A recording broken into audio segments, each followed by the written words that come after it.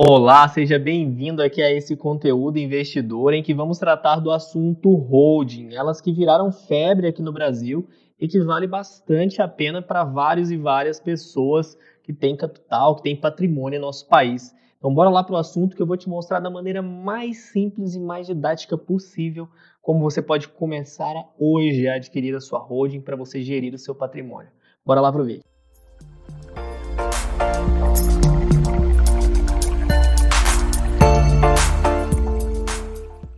Bom, investidor, antes de mais nada, eu quero colocar aqui para você que eu vou fazer a explicação de acordo com alguns tópicos para que fique realmente muito simples e fácil para que você compreenda esse assunto, que é um assunto que às vezes as pessoas se confundem, às vezes dá alguns problemas. Mas por isso mesmo eu dividi aqui em 6 tópicos. Primeiro, os conceitos fundamentais para solidificar toda a base que eu vou ensinar para você. 2, os tipos e exemplos de holdings. 3, familiar e imobiliária, que são 2 tipos de holding. 4, vantagens e desvantagens, custos e depois um disclaimer final. Então, começando aqui por conceitos fundamentais, tem a origem do nome. A origem do nome de holding, né, vem do verbo to hold, do inglês, que é nada mais do que segurar, deter, conter algo, né? Então, holding, por definição, é uma empresa que primordialmente foram fundadas para gerir outras empresas ou outros bens, outros negócios, sejam esses negócios financeiros ou bens físicos também, mas com o princípio lá de gerir outras empresas, lá no princípio do negócio. E tem essa função, né, de gerir outros bens, muitas vezes com a função de fazer essa administração e ou também ter a função de pagar menos impostos, menos tributos e também para proteger, blindar o patrimônio. Até por isso recebe também o nome como empresa cofre. É chamado, tem esse apelido de empresa cofre aqui no Brasil, porque ela realmente protege, ela dá uma distância jurídica maior para algumas questões que eu vou abordar mais na frente. Então aqui um pouquinho do que eu já falei, né? Então vamos lá. Aqui a gente tem os tipos de holding, exemplos que eu vou mostrar aqui para você. Os tipos são basicamente 6, os mais conhecidos, os mais utilizados, né? A holding pura, a holding mista, a holding patrimonial, esse é um exemplo que a gente vai tratar aqui, a gente vai discutir sobre ele. A holding administrativa, querendo ou não, todas as holdings que administram bens utilizam. A holding de participação e a holding familiar. Aqui vamos tratar muito aqui da holding familiar, da holding patrimonial e de uma holding também chamada holding imobiliária, que está dentro aqui desses tipos de participação também, desses tipos de holding que a gente comentou aqui. E vamos lá. Falando agora da holding patrimonial, ela é a holding que concentra um determinado patrimônio, seja ele de qualquer tipo, de qualquer espécie. Temos também a holding imobiliária, que concentra ali patrimônio imobiliário, muitas vezes para fazer sucessão ou para fazer uma menor carga tributária para quem está detendo essa holding. E também temos o termo holding familiar, muitas vezes utilizada também para pagar menos impostos, mas principalmente para pagar menos impostos na hora de fazer sucessão familiar. Ou seja, elas colocam uma cláusula ali dentro delas, permitindo que elas façam a sucessão automática no momento de uma falta de um pilar financeiro ali daquela família, ou de um patriarca, uma matriarca ali daquela família. E aí faça essa sucessão de maneira automática, da forma que eles quiserem, percentual, automática, de tempos em tempos, e aí há diversas formas de fazer. Algumas holdings muito conhecidas aqui no Brasil é a Itaúsa, né, que é a holding do Itaú. Temos também a Berkshire Hathaway, né, que é a empresa do Warren Buffett, que é a maior holding do mundo, provavelmente, que detém aí fatias da Coca-Cola, até tudo bem que eles detêm, e é uma empresa do quinto homem mais rico do mundo, quinto, quarto, que detém, que investe nas maiores empresas do mercado financeiro global. E aqui também tem uma outra holding bastante conhecida que é a Península Participações, que é uma empresa que é uma das maiores holdings do nosso país, que pertence aí ao bilionário Abílio Diniz. Ele também tem o intuito aí de fazer a sucessão já com essa holding. Facilita bastante esse processo de sucessão, que eu vou mostrar ali para você as vantagens de utilizá-la para fazer. E aqui tem a estrutura da Itaúsa, só para você ter uma ideia. A Itaúsa, né, que é a holding do Itaú, também cotada na bolsa, assim como a Itaú aqui embaixo, tem essa estrutura. E ali embaixo todas as empresas do grupo, né? Muitos investidores preferem comprar a Itaúsa porque a Itaúsa, além de deter a Itaú, detém Duratex, NTS e principalmente aí a Alpargatas, que tem várias e várias empresas muito boas dentro dela. Então tem investidores que preferem muito mais comprar para já fazer essa diversificação de setores e não entrar só no setor financeiro com o Itaú. Mas o Itaú também é uma baita empresa, né? Até ele tinha ali a XP embaixo dele, tinha uma fatia ali de 49% da XP Investimentos. Ele estão todas as empresas aí do grupo da Itaúsa, da holding. Então, a estrutura é muito interessante. É uma empresa acima de empresas, uma empresa para gerir e administrar bens. Muitas vezes esses bens são realmente empresas. E aí temos a holding familiar e imobiliária, que são as mais utilizadas pelos investidores, pelas pessoas físicas em geral aqui no Brasil. E aí essa holding, né, que é essa empresa, essa estrutura PJ que eles vão construir, que o investidor constrói, pode ser utilizada para o intuito familiar, com o objetivo de administrar os bens dessa família e também fazer essa sucessão patrimonial, pagar menos impostos e também a proteção. Proteção de que sentido? Contra processos, né? Contra separações dentro da família e contra também eventuais problemas de dívidas também, problemas financeiros que qualquer ente dentro dessa família possa vir a ter, principalmente o patriarca, a matriarca dessa família, que geralmente são os detentores, os criadores dessa holding.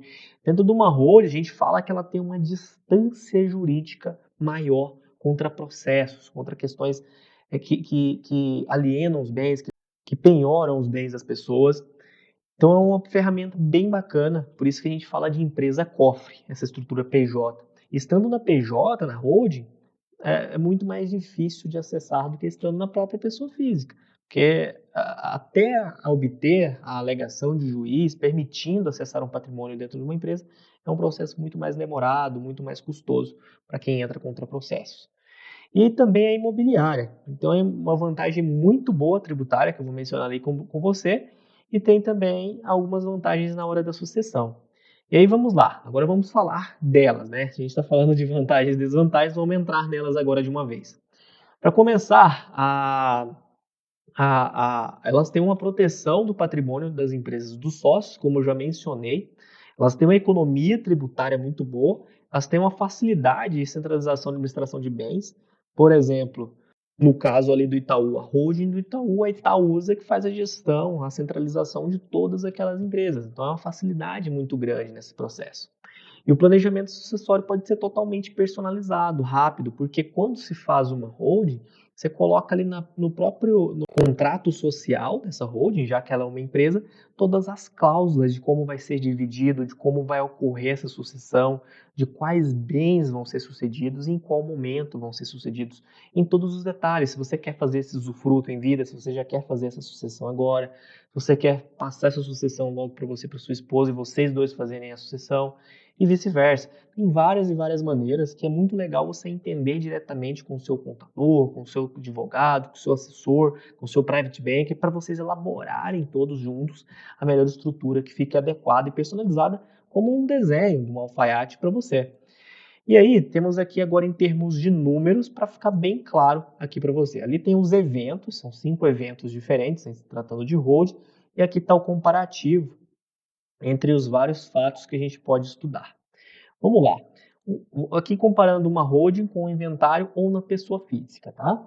Vamos lá. Primeiro ponto, tributação da herança e doação. Como eu mencionei, é bem legal a questão da sucessão. Na holding, o 5%, que aqui a gente está falando em ITCMD, tá? De estado para estado. Tem estado que é 4%, tem estado que chega a 8%, e varia de estado para estado, tanto ali para holding quanto para pessoa física. A vantagem é que na holding, estou usando o exemplo de 5%, seria sobre o valor contábil, aquele valor que você declara ali na hora de você pagar os impostos, na hora de você transferir o seu bem para outra pessoa. Só que no inventário ou na pessoa física, esse valor de 5% vai incidir sobre o valor venal, ou seja, o valor do mercado daquele ativo, aquele valor que realmente você vende esse ativo, ou seja, um valor muito maior.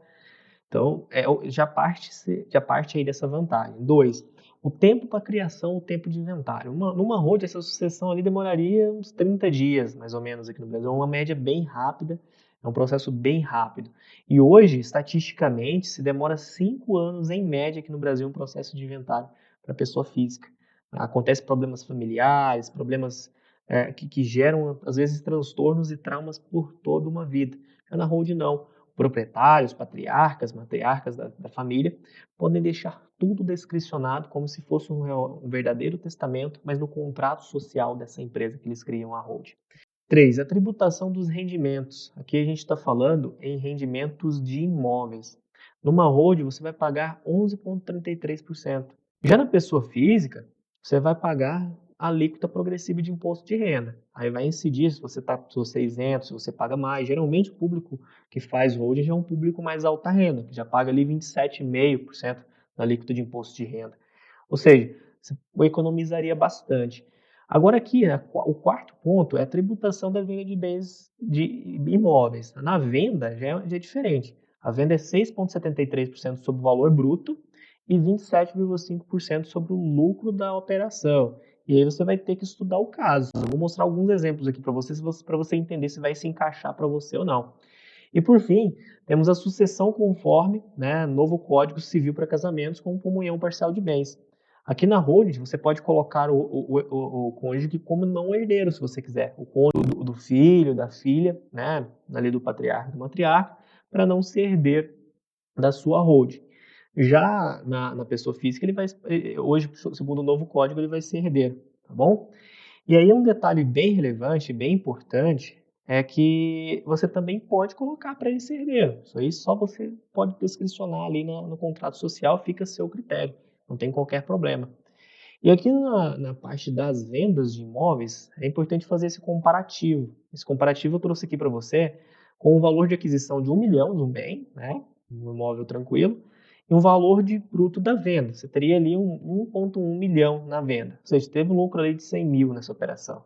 O imposto, né, na pessoa física seria 20%, fazendo a questão ali da tabela progressiva do imposto de renda. Já o imposto sobre a venda na holding seria de 6,73%, ou seja, teria ali um imposto de R$ 74.300. Ou seja, na pessoa física foi melhor em 54.300. Então foi legal na pessoa física, né? 54.030.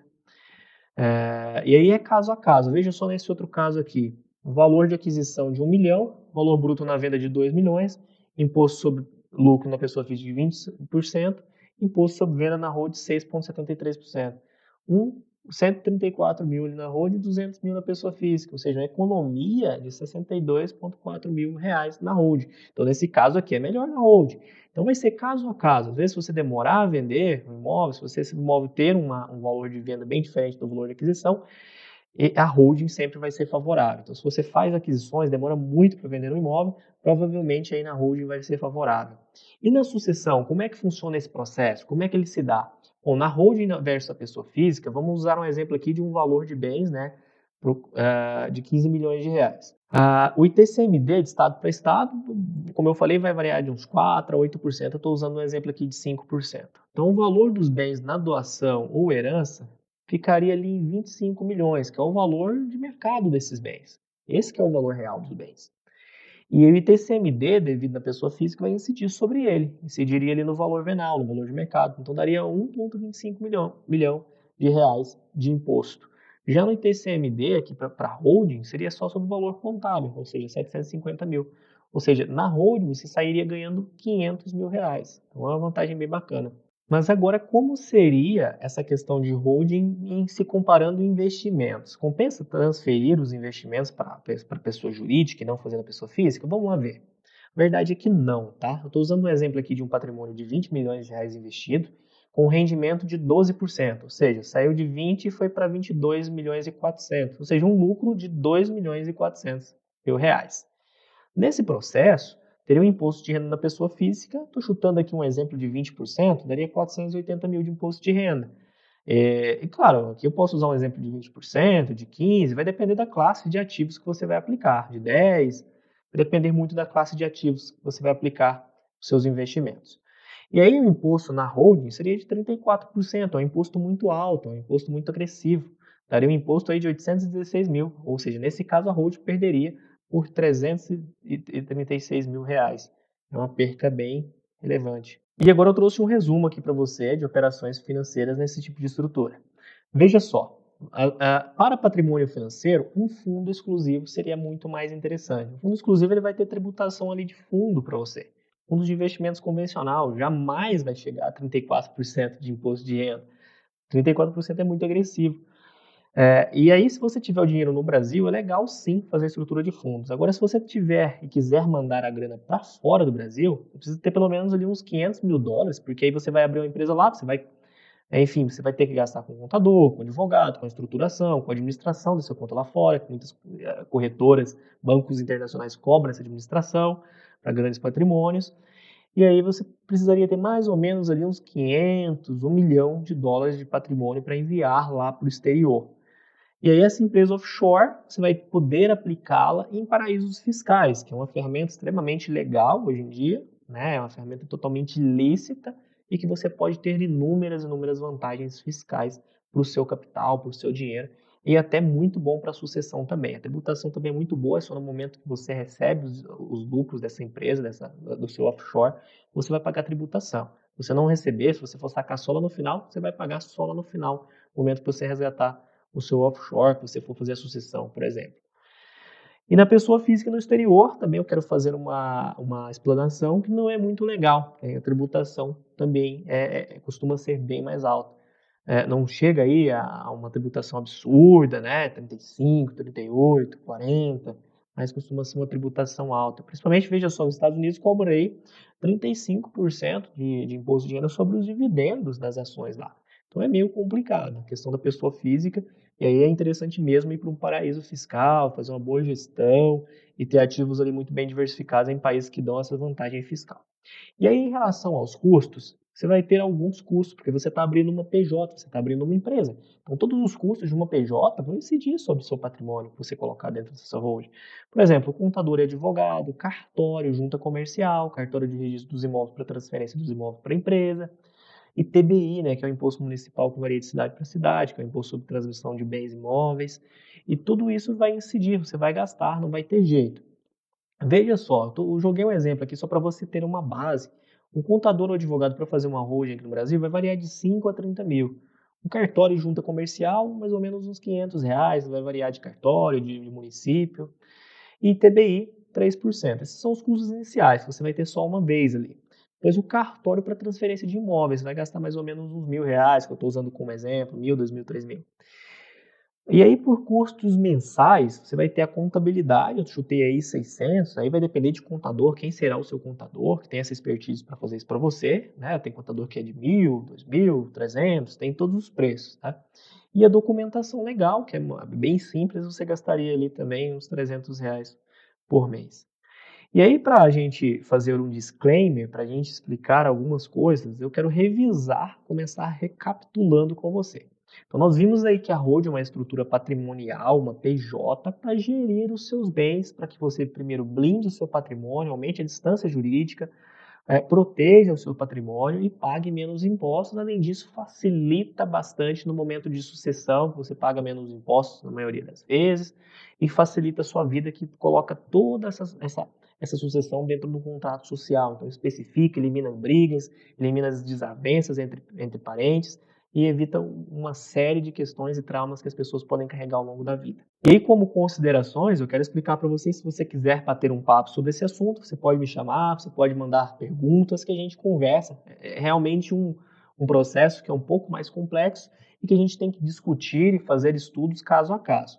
Então, o recomendado realmente para esse tipo de operação são patrimônios geralmente acima de 1 milhão a 5 milhões. Quanto maior, geralmente, vai ser o maior também o benefício em se fazer uma estrutura societária como essa. E não existe uma única estratégia que vai funcionar para todo tipo de família ou empresa. Cada pessoa vai fazer de uma maneira mais personalizada, de uma maneira diferente. Realmente, como um alfaiate desenha uma camisa, uma calça, vai ser o desenho da sua holding. Então, conte com o seu assessor de investimento, com o seu private banker, com a corretora, com o banco de investimentos que te atende, o advogado, o contador, para que ele te auxilie. Também pode contar comigo para a gente bater um papo, para a gente tirar suas dúvidas e a gente conversar caso a caso.